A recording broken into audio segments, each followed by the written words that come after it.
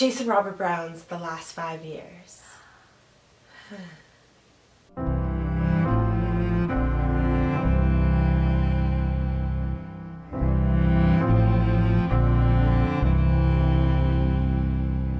I'm really, really, really, really, really happy that I got to see a production of the show. Me too. It's like Ragtime, where when I was in high school, everyone was singing Ragtime all the time, and when I was in college, everyone was singing this all the time. And it has like this mythology that was like Jason Robert Brown, and it's the last 5 years, and everyone had that vocal selection book. Like everyone had that vocal selection book. I believe it. Here's the things I knew about The Last 5 Years. Okay. Jason Robert Brown, based on true life, sued, had to change it. Messing with time. Yeah. And very sad. Yeah. And Jamie's an asshole. Yeah. That is literally everything I knew about The Last 5 Years going in. And I have to say, actually, I think having that is my information. It really, really informed how I experienced the show, and it makes me really, really, really want to go back and experience it again with a different mindset. With a different, I think I went in with an interpretation of the show that is not what it is, maybe? Yeah, because you were saying to me that you assumed everyone was sad that they broke up. Yeah. And that's not necessarily true, because you're right. You were like, don't you think they shouldn't have been together? Absolutely. You're not. It's not about the sadness of them breaking up. It's about the sadness of watching that relationship dissolve in front of your face. I think I need to see it again. Yeah. I loved it. I really loved their use of space. The sets were really cool, very minimal, but totally worked. I really, really loved when they came together in the middle, with the way he came in on the boat and then she left on the boat. I enjoyed that very much. Directed by Jason Robert Brown. Well done, sir. Yeah, it's like he knows the material. What? Oh shit! Yeah, I loved it. Yeah, it was great. I am so jealous of everyone who has ever seen the original, and I know, like, every now and then people will be like, oh, I saw it, and like the jealous rage that comes out of my body is like crazy. And now I feel like also in the future people are going to be jealous of us for having seen this revival. It's not the same, but sure. But man, guys, it's great. It's really good, top notch production. I liked how they had the musicians. I liked all the stuff that Betsy did playing with the accompanist. Yeah, accompanist. Oh my god, so funny, So hilarious. Great. Yeah. Well, and the choices that Betsy Wolfe was making. She's a genius. I mean, she's amazing. The faces, and oh my god, the whole time that she was singing her audition song and she's playing with her dress, and then she was like, "Don't play with your dress." Oh god, Genius. Genius. Listen, man, Betsy Wolfe, you guys, saw her Everyday Rapture and was like, that must be so cool. Like, look at these ladies backing up Sharon A. Scott. That's awesome. And then it was like, you know, Marilee and then Drood and then this, and you're like, whoa, taking over the world, Betsy Wolfe. She's incredible. Yeah. I mean, I loved her in Marilee, and I thought she was amazing in Drew, so funny. And this, I was really like, oh my god, we're finally getting to see, like, how awesome she is. Like, really. I like the structure, and I like the way it's told, but maybe also because it's so based on truth that I just want to sit down with Jason Robert Brown and be like, tell me about your life. Because is it at the end that he has cheated on her? Does she ever know that he cheated? Does she know? But then all of a sudden he just like leaves her a note and he's like, I'm out. Because I understand that at the beginning of the show, when she's at the end of their relationship, you don't want the audience to know that he's cheated. Yeah. But does she ever know? Well, she does say in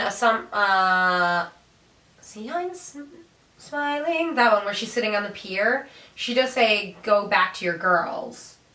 And I think information. It's probably a thing that she knows is true, and she accuses him of every now and then in that sort of but she's never like passive aggressive way, but never actually been caught him. And I mean, I don't know. I think they obviously, aside from that, they're having problems. They're always fighting. Well, I guess maybe the thing that was unsettling to me more than anything at the end was the fact that he's the one that leaves. That she doesn't get to kick him out. That he cheated on her and he's awful and terrible, and she doesn't ever get like a victory moment of being like, get the f*** out. Now I have a question for you. Yes. Though, because he is awful and terrible. I agree. But we also had a discussion about how, like, I do not understand cheating. Sure. I don't get it. Sure. Even though in that song he's talking about how he knows what he's doing as he's doing it, and he's making deliberate choices, even though he knows that they're wrong. So once he realizes that they're wrong and finally makes the decision to stop doing that and leave, even though he's a terrible person. No, I completely agree with what you're saying, but I guess because of the structure, we never get to see, does he ever, like, come clean to her? And be like, I've been cheating on you, I'm not into this relationship anymore, I'm sorry, I'm leaving because I'm ruining you. Or something like that, you know? Jamie's over and Jamie's gone. Jamie's decided it's time to move on. Jamie has new dreams he's building upon, and I'm still hurting. So I think she knows that he's leaving her for someone else. Yeah. Jamie has new dreams. I feel like I'm, like, in a weird way defending Jamie right now, which is really upsetting me. Because I also think having seen it, not just listening to it, again, I don't understand why you don't leave the relationship before you cheat, but he does realize that he's hurting her, and he does leave to fix himself and to not be hurting her anymore, and that still hurting is an immediate, visceral, she hasn't had time to process. Totally. You know? So, I don't know what that note says. We'll never know. Jason, around. Did you leave a say? note? Nothing makes me more angry than in Nobody Needs to Know when you realize he's not singing to her. Good morning, you look like an angel. Oh, I knew him, I mean... Well, no, I know, but, like, especially when you first, like, if you just listen to the score and it's literally the first time. Or my friend who did see the original just, like, went to see it, you know, and the cast recording wasn't out yet, blah, blah, blah, blah. And it's like, you know, Kathy is waiting, and everybody was like... That's funny. Yeah. Because as soon as I saw him in bed, I was like, shit. Yeah. I mean, I knew that he was going to cheat because that was information that I was aware of going into the show. Right. I mean, I will say this show, we've had really great discussions because of it, you know? I mean, it's an amazing piece of musical theater. Oh, yeah. It's incredible. Oh, yes. Jason Robert Brown. Also, you know what I thought was really, really awesome? Coming from my standpoint of loving Parade so much. Loving Parade. Yeah. And really not being too familiar with anything else Jason Robert Brown, but also feeling like I'm so familiar with Jason Robert Brown, but really the only show that I know is Parade. Literally, like, in the first song, I was like, so Jason Robert Brown, like, it sounds like him. Yeah. It's so, like, makes me want to just listen to everything else that he's ever done. Stars and Moon, man. He has such a style that is so unique and so his own, and like the lyrics are smart and like the melodies are just flawless. Revive Parade! Let's talk about Adam Kantor.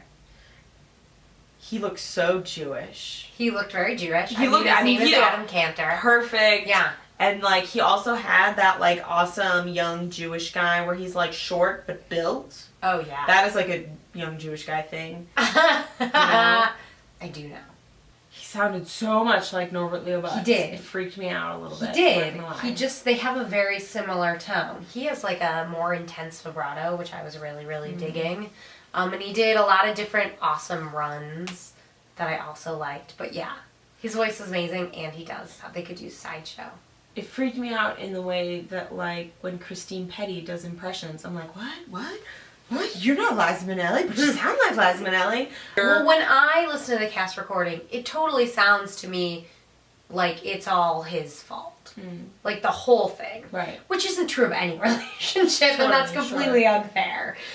But you start with her being so crushed, and then you go from there, you know? And then, I don't know, seeing it, and seeing him, and he, like, in a way that I feel like Norbert probably would have also made me also like be like, oh yeah, I see why she totally fell in love with this guy. Sure.